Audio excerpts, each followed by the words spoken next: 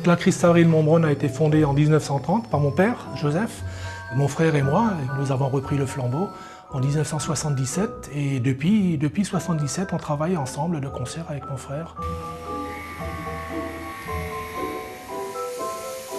Notre marché se situe principalement à l'export, donc entre 60 et 70% du chiffre d'affaires.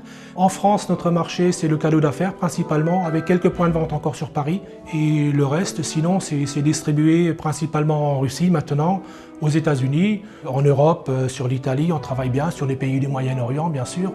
D'ailleurs, à ce titre, on est en train de livrer une commande pour le nouveau bureau du roi d'Arabie Saoudite, qui est quand même quelque chose de très prestigieux et dont on est très fiers.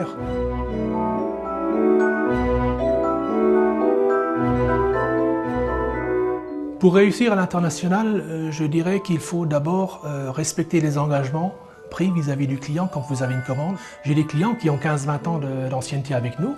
Il y a une relation de confiance qui doit s'établir entre le client et entre vous. Il sait qu'il ne va pas se faire arnaquer, il sait que ce qu'il va commander, ça va être conforme à la livraison. Et puis voilà, et après ça se passe très bien. Ce qui fait notre réputation et ce que les gens viennent rechercher un petit peu chez nous, c'est la très haute qualité.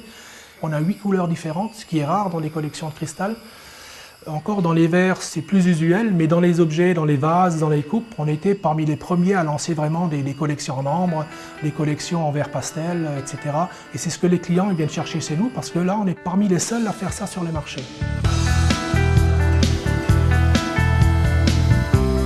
Une entreprise artisanale vaut ce que valent les ouvriers qui sont là et la main de l'homme et le savoir-faire qui réside dans l'entreprise. Et à ce titre, nous avons obtenu l'année dernière le label Entreprise du patrimoine vivant, qui est, je pense, une des plus belles récompenses qu'une entreprise artisanale puisse avoir, parce qu'elle reconnaît vraiment le savoir-faire qui réside dans une entreprise.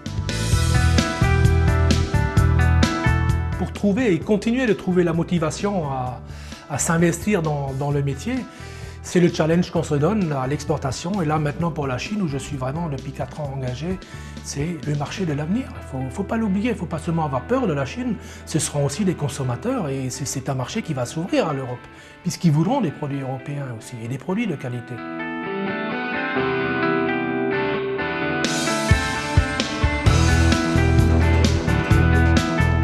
Si je me retourne en arrière sur les 33 ans qu'on vient de passer, c'est un immense chemin parcouru. Quand j'avais repris ça, on était 7 ou 8 personnes, à 15 personnes comme on est aujourd'hui, avec quand même une reconnaissance internationale, une reconnaissance aussi par les grands du cristal, Saint-Louis, Baccarat, Lalique, qui connaissent notre qualité, notre savoir-faire. C'est quand même une certaine fierté d'avoir accompli tout ce parcours. Et en restant toujours aussi une entreprise familiale. Au bout de 33 ans, dire que je travaille toujours avec mon frère, c'est aussi une belle réussite.